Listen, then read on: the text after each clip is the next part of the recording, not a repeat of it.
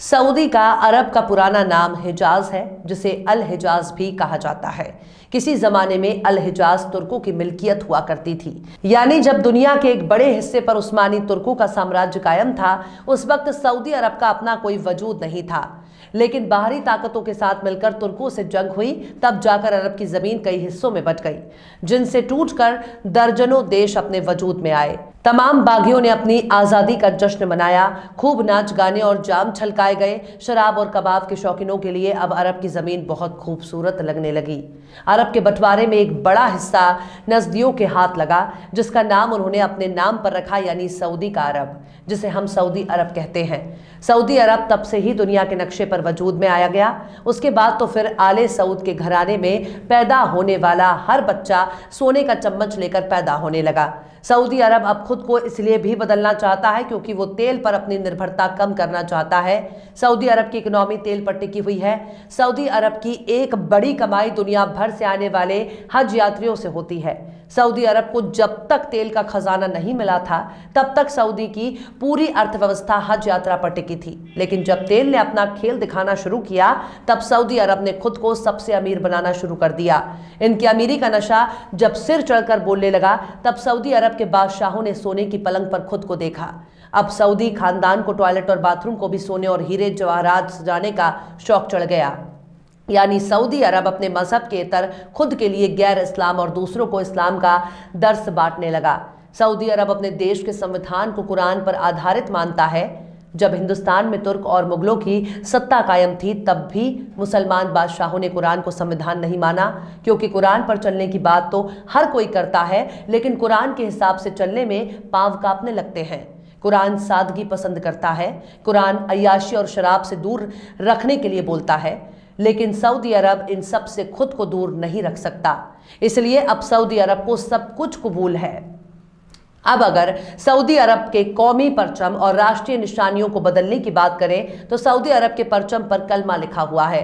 अगर कलमा किसी कपड़े पर लिखा है तो उसे सबसे ऊपर करना होगा, लेकिन कई देशों के झंडे के साथ जब सऊदी अरब का झंडा नजर आता है, तो कलमा लिखा परचम बहुत पीछे नजर आता है, जिसे कलमे का अपमान कहा जाता है। बहुत से उलेमा भी सऊदी अरब के परचम पर कलमा लिखे होने से एतराज करते हैं, क्योंकि जब इस परचम का अपमान होता है, या फिर ये झंडा नीचे गिर जाता है, या फिर ये नीचे झुक जाता है, तो इसे कलमा तैयबा के अपमान के तौर पर देखा जाता है। जब दुनिया के सबसे बड़े फुटबॉल पर कई देशों ने अपना राष्ट्रीय झंडा लगाना शुरू किया, तब भी सऊदी अरब को अपना कौमी परचम को निशान के तौर पर लगाने से परहेज करना पड़ा, क्योंकि पैर से खेले जाने वाली चीज पर परचम छापना ही कलमे का अपमान माना जाएगा। एक तरह से आप यूं समझ लें कि हमारे देश का तिरंगा धर्म पर आधारित नहीं है, लेकिन तिरंगे से हमारी भावनाएं जुड़ी हुई हैं। तिरंगे पर किसी का पांव पड़ने या फिर तिरंगा जमीन पर गिरने की घटना भी हम अपने अपमान के तौर पर देखते हैं। ठीक उसी तरह कलमा लिखा परचम का जब अपमान होता है, तब मुसलमान इसे धर्म के अपमान के तौर पर देखते हैं, क्योंकि इस्लाम की बुनियाद ही कलमा तैयबा है। सऊदी अरब में मॉडर्नाइजेशन के तौर पर cinema hall, movie, fashion show, नाच गाना होने लगा। सांबा डांस भी सऊदी में हो चुका है। ऐसे में सऊदी अरब के सामने यही रास्ता बचता है कि वो कौमी परचम, कौमी नारा, कौमी निशान और हर उस चीज को बदल दे जिससे इस्लाम के अपमान के तौर पर देखा जाता है। इसलिए सऊदी अरब को इतने बड़े बदलाव का फैसला करना पड़ा। सऊदी अरब नियोम सिटी आबाद कर रहा है, जहां इस्लामी कानून का निजाम नहीं होगा। इस बारे में भी हम आपको कभी तफसील से बताएंगे। लेकिन सऊदी अरब का नियोम शहर दुबई की तर्ज पर बसाया जा रहा है, जिसे सबसे महंगा शहर माना जाएगा, जहां रुकने और ठहरने की कीमत से सऊदी अरब की इकोनॉमी ऊपर और नीचे होगी। यानी तेल के बाद नियोम सिटी से सऊदी अरब खूब पैसा कमाना चाहता है। यानी मालो दौलत का सबसे बड़ा खजाना बनने जा रहा है नियोम सिटी।